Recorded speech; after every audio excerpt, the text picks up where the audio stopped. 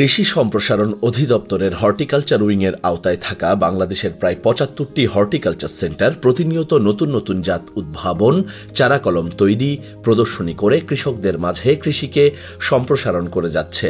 Horticulture সেন্টারের main যে কাজটা সেটা হলো আমরা চারা কলম তৈরি করি এবং চারা কলম বিক্রি করি জনসাধারণের কাছে, এবং সেটা সরকারি যে মূল্য আছে, সরকারি মূল্য তালিকা প্রত্যেক বছরই আমাদের একটা মূল্য তালিকা দিয়ে দেওয়া হয়। ওই মূল্য তালিকায় যে কেউ আমাদের এখান থেকে বিভিন্ন ধরনের ফল, সবজি, ফুলের চারা বা কলম এগুলো সংগ্রহ করতে পারে।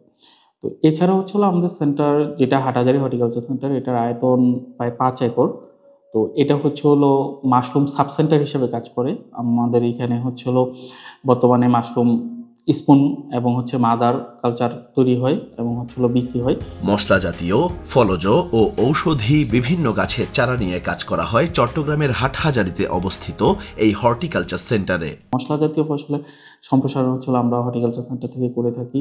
বিশেষ করে বাংলাদেশে যে খুব দামি যে মশলাগুলো আছে, বিশেষ করে দারুচিনি, তেজপাতা, তারপর গোলমরিচ। তো যেই গোলমরিচে প্রচুর বিদেশ থেকে আমদানি করতে হয়, এই ফসলগুলো সম্প্রসারণ হর্টিকালচার সেন্টার হাটহাজারীর মাধ্যমে করা হচ্ছে। বারান্দা বাগান, ছাদ বাগান, সরাসরি কৃষক থেকে শুরু করে যে কেউ এই হর্টিকালচার সেন্টারগুলো থেকে গাছের চারা সরকারি মূল্যে সংগ্রহ করতে পারেন এবং প্রয়োজনে প্রশিক্ষণ নিতে পারেন।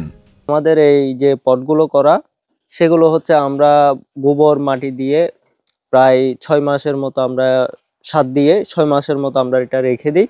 তারপর প্রসেসিং করে সেটা আমরা পটিং করি, মানে রিপোর্টিং করে সেটা আমরা চারা উৎপাদন করি।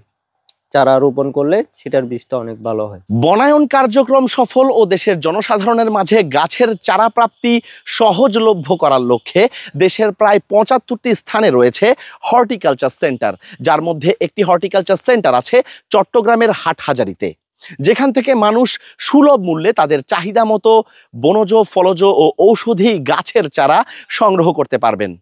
আবির আহমেদ, কালের কণ্ঠ, চট্টগ্রাম।